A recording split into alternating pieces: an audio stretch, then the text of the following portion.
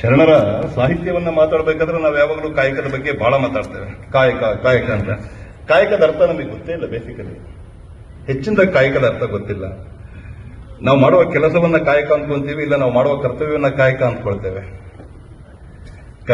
ಕೆಲಸನೇ ಬೇರೆ, ಕರ್ತವ್ಯನೇ ಬೇರೆ, ಕಾಯಕವೇ ಬೇರೆ.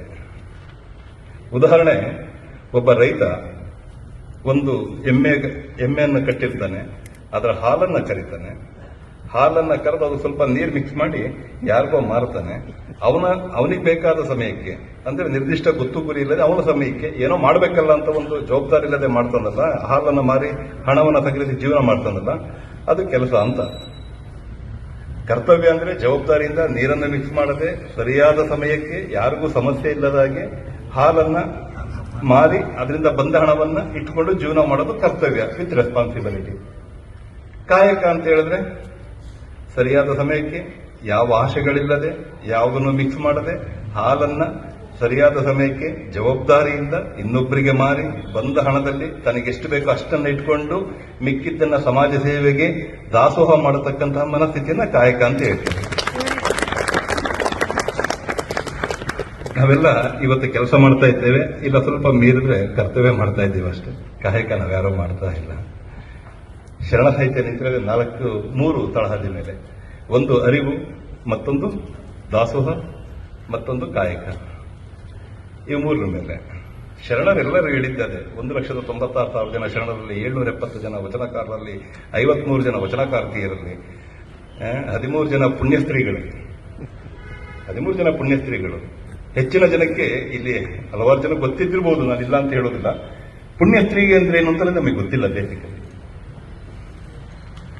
ಪುಣ್ಯಸ್ತ್ರೀ ಅಂತ ಹೇಳಿದ್ರೆ ಕಲ್ಯಾಣದಲ್ಲಿ ವೇಶ್ಯಾವಾಟಿಕೆ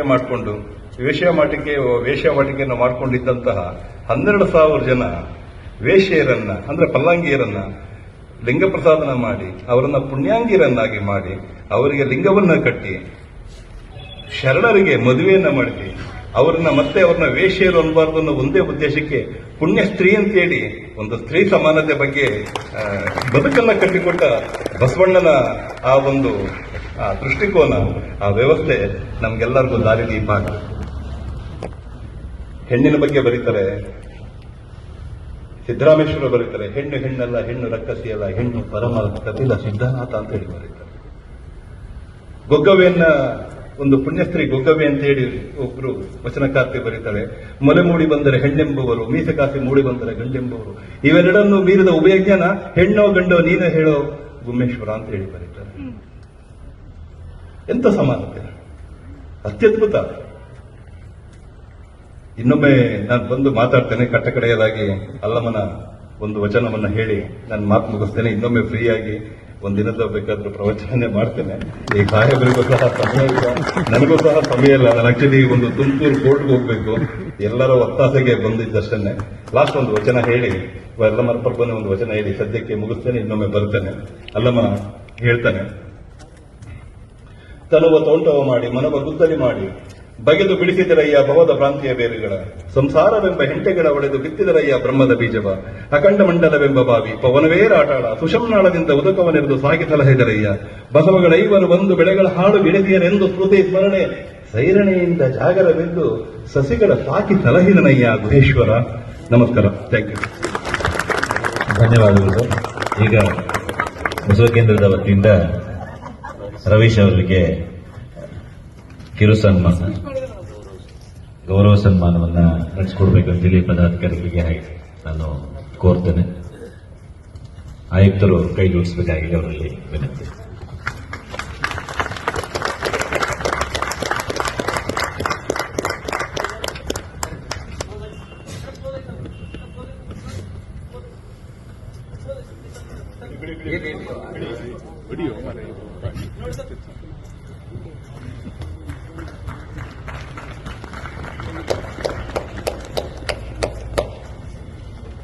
ರವೀಶ್ ಅವರಿಂದ ನಾವು ಕೇಳಬೇಕಾದ್ದು ಸಾಕಷ್ಟಿದೆ.